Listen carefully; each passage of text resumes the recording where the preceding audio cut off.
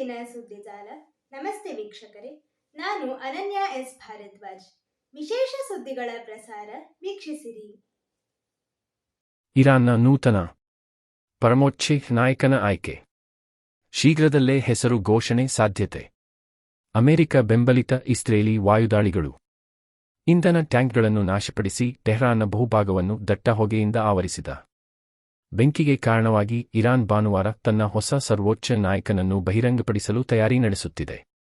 ಇಂಧನ ಡಿಪೋ ದಾಳಿಗಳು ನಡೆಯುತ್ತಿರುವ ಸಂಘರ್ಷದ ಸಮಯದಲ್ಲಿ ಇರಾನ್ನ ತೈಲ ಮೂಲಸೌಕರ್ಯವನ್ನು ಗುರಿಯಾಗಿಸಿಕೊಂಡಿರುವುದು ಇದೇ ಮೊದಲು. ಇರಾನ್ ಅಧ್ಯಕ್ಷ ಮಸೌದ್ ಪೆಜೆಶ್ಕಿಯಾನ್ ಶನಿವಾರ ಇಸ್ಲಾಮಿಕ್ ಗಣರಾಜ್ಯವು ತನ್ನ ಪಶ್ಚಿಮ ಏಷ್ಯಾದ ನೆರೆಹೊರೆಯವರ ಮೇಲೆ ದಾಳಿ ಮಾಡುವುದಿಲ್ಲ ಎಂದು ಹೇಳಿದ್ದರೂ ಸೌದಿ ಅರೇಬಿಯಾ, ಯುಎಇ, ಕುವೈತ್ ಮತ್ತು ಬಹ್ರೇನ್ ಭಾನುವಾರ ಹೊಸ ದಾಳಿಗಳನ್ನು ವರದಿ ಮಾಡಿವೆ. ಸೌದಿ ಅರೇಬಿಯಾದಲ್ಲಿ ಅಲ್ ಖಾಜ್ ಗವರ್ನರೇಟ್ನ ವಸತಿ ಪ್ರದೇಶಕ್ಕೆ ಮಿಲಿಟರಿ ಉತ್ಕ್ಷೇಪಕವೊಂದು ಬಿದ್ದು ಸಾವನ್ನಪ್ಪಿದ ಇಬ್ಬರು ವ್ಯಕ್ತಿಗಳಲ್ಲಿ ಒಬ್ಬ ಭಾರತೀಯ ಪ್ರಜೆ ಸೇರಿದ್ದಾರೆ ಎಂದು ಸೌದಿ ನಾಗರಿಕ ರಕ್ಷಣಾ ಇಲಾಖೆ ಭಾನುವಾರ ತಿಳಿಸಿದೆ. ಬಲಿಪಶುಗಳನ್ನು ಗುರುತಿಸದೆ ಈ ಘಟನೆ ನಡೆದಿದೆ. ಯುದ್ಧಕ್ಕೆ ಕಾರಣವಾದ ದಾಳಿಯಲ್ಲಿ ಒಂದು ವಾರದ ಹಿಂದೆ ಸಾವನ್ನಪ್ಪಿದ ಅಯತೊಲ್ಲಾ ಅಲಿ ಖಮೇನಿ ಅವರ ಉತ್ತರಾಧಿಕಾರಿಯನ್ನು ಆಯ್ಕೆ ಮಾಡುವ ಕಾರ್ಯವನ್ನು ವಹಿಸಲಾಗಿರುವ ಇರಾನ್ನ ಧಾರ್ಮಿಕ ಸಂಸ್ಥೆಯು ಒಂದು ನಿರ್ಧಾರಕ್ಕೆ ಬಂದಿದೆ, ಆದರೆ ಹೊಸ ನಾಯಕನನ್ನು ಇನ್ನೂ ಹೆಸರಿಸಿಲ್ಲ. ನಾಯಕನನ್ನು ನೇಮಿಸುವ ಮತದಾನ ನಡೆದಿದೆ ಮತ್ತು ನಾಯಕನನ್ನು ಆಯ್ಕೆ ಮಾಡಲಾಗಿದೆ ಎಂದು ತಜ್ಞರ ಸಭೆಯ ಸದಸ್ಯ ಅಹ್ಮದ್ ಅಲ್ಮುಲ್ಹೋಡ ಹೇಳಿದ್ದಾರೆ ಎಂದು ಇರಾನ್ನ ಮೆಹರ್ ಸುದ್ದಿ ಸಂಸ್ಥೆ ಉಲ್ಲೇಖಿಸಿದೆ. ಸಂಸ್ಥೆಯ ಕಾರ್ಯದರ್ಶಿಯು ನಂತರ ಹೆಸರನ್ನು ಘೋಷಿಸುತ್ತದೆ ಎಂದು ಅಲ್ಮುಲ್ಹೋಡ ಹೇಳಿದರು. ಇರಾನ್ನ ನಾಯಕರಾಗಿ ಖಮೇನಿ ಅವರ ಹೆಸರು ಮುಂದುವರಿಯಲಿದೆ ಎಂದು ಅಸೆಂಬ್ಲಿಯ ಮತ್ತೊಬ್ಬ ಸದಸ್ಯ ಹೊಸೈನ್ ಅಲಿ ಎಶ್ಕೆವಾರಿ ಭಾನುವಾರ ಹೇಳಿದ್ದಾರೆ. ಇರಾನ್ನ ಮುಂದಿನ ಸರ್ವೋಚ್ಚ ನಾಯಕ ತನ್ನ ಅನುಮೋದನೆಯಿಲ್ಲದೆ ಹೆಚ್ಚು ಕಾಲ ಉಳಿಯುವುದಿಲ್ಲ ಎಂದು ಅಮೆರಿಕ ಅಧ್ಯಕ್ಷ ಡೊನಾಲ್ಡ್ ಟ್ರಂಪ್ ಭಾನುವಾರ ಎಚ್ಚರಿಸಿದ್ದಾರೆ. ಆದರೆ ಇಸ್ರೇಲ್ ತನ್ನ ಪಡೆಗಳು ಹೊಸ ಮುಖ್ಯಸ್ಥ ಮತ್ತು ಅವರನ್ನು ದೃಢೀಕರಿಸಲು ಸಭೆ ಸೇರಿದ ಮಂಡಳಿಯ ಸದಸ್ಯರನ್ನು ಗುರಿಯಾಗಿಸಲು ಹಿಂಜರಿಯುವುದಿಲ್ಲ ಎಂದು ಹೇಳಿದೆ.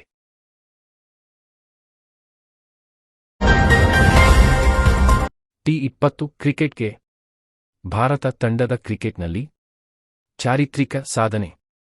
ಭಾನುವಾರ ರಾತ್ರಿ ಅಹಮದಾಬಾದ್ನ ನರೇಂದ್ರ ಮೋದಿ ಕ್ರೀಡಾಂಗಣದಲ್ಲಿ ನೀಲಿ ಸಾಗರದಂತೆ ಕಂಗೊಳಿಸಿದ ಪ್ರೇಕ್ಷಕರ ಗ್ಯಾಲರಿಯಲ್ಲಿ ಸಂಭ್ರಮ ಮುಗಿಲು ಮುಟ್ಟಿತು.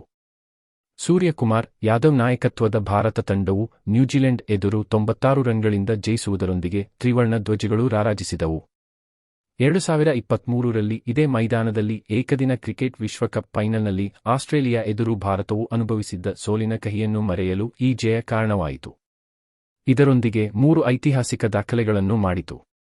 ಅವುಗಳೆಂದರೆ ಸತತ 2ನೇ ಬಾರಿ ವಿಶ್ವಕಪ್ ಜಯಿಸಿದ್ದು, ಚುಟುಕು ಮಾದರಿಯಲ್ಲಿ ವಿಶ್ವಕಪ್ ಜಯಿಸಿದ ಮೊದಲ ಆತಿಥೇಯ ತಂಡವೆನಿಸಿದ್ದು ಹಾಗೂ 3ನೇ ಸಲ ಚಾಂಪಿಯನ್ ಪಟ್ಟಕ್ಕೇರಿದ ಮೊದಲ ಬಳಗವೆಂಬ ಹೆಗ್ಗಳಿಕೆಗೂ ಪಾತ್ರವಾಗಿದ್ದು.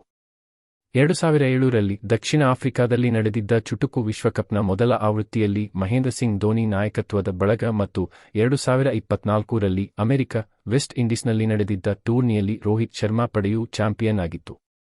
ನ್ಯೂಜಿಲೆಂಡ್ ತಂಡದ ಎದುರಿನ ಫೈನಲ್ ಏಕಪಕ್ಷೀಯವಾಯಿತು.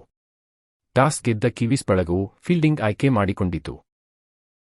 ಆದರೆ ನಾಯಕ ಮಿಚೆಲ್ ಸ್ಯಾಂಟ್ನರ್ ಲೆಕ್ಕಾಚಾರವನ್ನು ಆತಿಥೇಯ ತಂಡದ ಆರಂಭಿಕ ಜೋಡಿ ಅಭಿಷೇಕ್ ಶರ್ಮಾ 52, 21, 4, 6, 6, 3 ಮತ್ತು ಸಂಜು ಸ್ಯಾಮ್ಸನ್ 89, 46, 4, 5, 6, 8 ತಲೆಕೆಳಗು ಮಾಡಿದರು. ವಿಧಾನಮಂಡಲ ಅಧಿವೇಶನ ಇಂದಿನಿಂದ ಬಜೆಟ್ ಮೇಲೆ ಚರ್ಚೆ. ವಿಧಾನಮಂಡಲದ ಉಭಯ ಸದನಗಳಲ್ಲಿ ಸೋಮವಾರದಿಂದ ಬಜೆಟ್ ಮೇಲಿನ ಚರ್ಚೆ ಆರಂಭವಾಗಲಿದೆ. ಮಾರ್ಚ್ 27ರವರೆಗೆ ಅಧಿವೇಶನ ನಡೆಯಲಿದೆ. ಮುಖ್ಯಮಂತ್ರಿ ಸಿದ್ದರಾಮಯ್ಯ ಅವರು ಮಾರ್ಚ್ 6ರಂದು ₹4.48 ಲಕ್ಷ ಕೋಟಿ ಗಾತ್ರದ ಬಜೆಟ್ ಮಂಡಿಸಿದ್ದಾರೆ. ಗ್ಯಾರಂಟಿ ಯೋಜನೆಗಳನ್ನು ಮುಂದುವರೆಸುವ ಜೊತೆಗೆ ವಿವಿಧ ಯೋಜನೆಗಳಿಗೂ ಹಣ ಒದಗಿಸಿದ್ದಾರೆ. ಸಾಲದ ಹೊರೆ, ನೇಮಕಾತಿ ವಿಳಂಬ, ಗುತ್ತಿಗೆದಾರರ ಬಿಲ್ ಬಾಕಿ, ಎಸ್ಸಿಎಸ್ಪಿ, ಟಿಎಸ್ಪಿ ಅನುದಾನವನ್ನು ಗ್ಯಾರಂಟಿ ಯೋಜನೆಗಳಿಗೆ ಬಳಕೆ ಮತ್ತಿತರ ವಿಷಯಗಳನ್ನು ಮುಂದಿಟ್ಟುಕೊಂಡು ಸರ್ಕಾರದ ವಿರುದ್ಧ ಮುಗಿಬೀಳಲು ವಿರೋಧ ಪಕ್ಷಗಳಾದ ಬಿಜೆಪಿ ಮತ್ತು ಜೆಡಿಎಸ್ ಸಿದ್ಧವಾಗಿವೆ.